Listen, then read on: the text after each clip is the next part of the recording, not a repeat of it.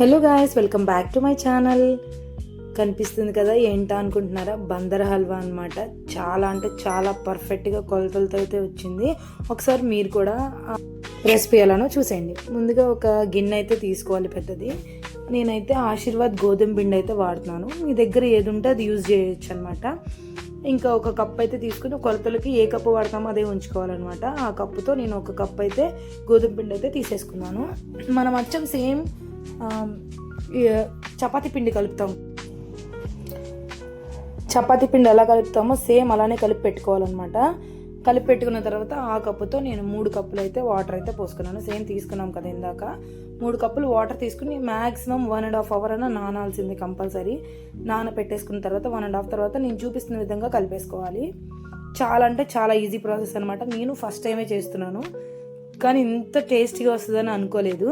మీరు కూడా ఒకసారి సేమ్ ఇట్లానే ఎక్కడ స్కిప్ చేయకుండా చూస్తే మీకు క్లియర్గా అర్థమవుతుంది. ఫస్ట్ టైం చేసే వాళ్ళు కూడా చేసేసుకోవచ్చు ఈజీగా.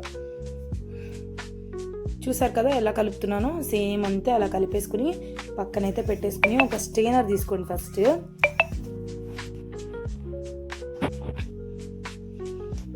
అంటే ఎక్కువసేపు కలుపుతూనే ఉండాలి, ఎందుకంటే అదంతా కలవాలి కాబట్టి పిండి ఒక్క ఉండకూడదు లేకుండా కలుపుకున్న తర్వాత ఒక స్టెయినర్ తీసుకుని స్టెయినర్లోకి స్టెయిన్ చేసేసుకోవాలన్నమాట. వేరే బౌల్లోకి చూపిస్తున్నాను కదండి, సేమ్ అంతే అనమాట. ఎక్కడ ఏమీ ఉండదన్నమాట. చాలా చాలా సింపుల్ ప్రాసెస్.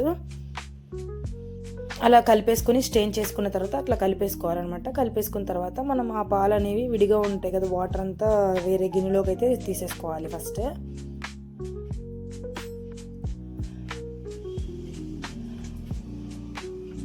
అలా తీసేసుకున్న తర్వాత మనం ఆ తీసేసుకున్న దాన్ని ఒక అరగంటన పక్కన పెట్టుకోవాలి. పక్కన పెట్టుకున్న తర్వాత వడపోసుకోవాలి. వడపోసుకున్న తర్వాత మనకి గోధుమ పాలు అనేవి కింద తేలుతున్నాయి చూసారా, అవి గోధుమ పాలు అనమాట. పైన వాటర్ అంతా తీసి పడేసేయాలి, మనకి యూజ్ అవ్వవు కాబట్టి. ఇంకా ఆ గోధుమ పాలు అడుగునున్న స్టెయిన్ అయిన అంతా గోధుమ పాలన్నీ పక్కన పెట్టుకోవాలి. ఇంకా మనం ఏ బౌల్లో అయితే చేస్తున్నామో ఆ బౌల్కి అయితే నెయ్యి కానీ ఆయిల్ కానీ రాసి పెట్టుకోండి. మ్యాక్సిమం నేనే ట్రై చేయండి, ఎందుకంటే టేస్ట్ బాగుంటుంది కాబట్టి. అట్లా ప్యాన్ పెట్టేసుకున్న తర్వాత మనం ఇందాక కొలతలు తీసుకున్న కప్పుతో అదే కప్పుతో ఒక కప్పుకి 2 కప్పులు బెల్లం అయితే తీసుకోవాలి. చూపిస్తున్నాను కదండి, సేమ్ అంతే. బెల్లం అయితే తీసుకుని ఆ కప్పుతో ఒక 1/2 కప్ వాటర్ అయితే పోసుకోవాలి, ఎందుకంటే కాస్త జిగురు కన్సిస్టెన్సీలోకి రావాలి కాబట్టి. ఒక పొంగు వచ్చిన తర్వాత కాస్త సిమ్లో అయితే పెట్టండి. పెట్టిన తర్వాత చూసారు కదా, నేను చూపిస్తున్నాను కదా, సేమ్ అదే అలాగే రావాలన్నమాట. అలా వచ్చిన తర్వాత మనం గోధుమ పాలు తీసి పక్కన పెట్టుకున్నాం కదండి, అవి అందులో వేసేసుకుని తిప్పేసుకోవాలి. ఆ గోధుమ పాలు వేసుకున్న దగ్గర నుంచి అసలు తిప్పడం ఆపకూడదు అనమాట, తిప్పుతూనే ఉండాలి, ఎందుకంటే అడుగు పట్టేస్తుంది. ఈజీగా గోధుమ హల్వా అయిపోతుంది కాబట్టి. అది చూసారా ఎలా కనబడుతుందో, అట్లా కలుపుతూనే ఉండాలన్నమాట. అప్పుడే హల్వా అనేది తయారవుతుంది. చూసారా, సేమ్ అంతేనండి ప్రాసెస్. ఎక్కడ ఏది ఉండదన్నమాట, సింపుల్ ప్రాసెస్. మీరు కూడా ఫస్ట్ టైం చేసిన వాళ్ళు కూడా ఈజీగా చేసేసుకోవచ్చు అనమాట. కాకపోతే నెయ్యి మాత్రం ఎక్కువ వేసుకోండి, గీ. దానివల్లే టేస్ట్ అనమాట హల్వాకి. బందర్ హల్వా అంటే ఆ మాత్రం టేస్ట్ అయితే ఉండాలి కదా, అందుకని చెప్పి గీ ఎక్కువ యూజ్ చేయండి. చూపించాను కదండి, సేమ్ అలా వస్తే చాలు. ఇంకా మీరైతే స్టవ్ ఆఫ్ చేసేయచ్చు.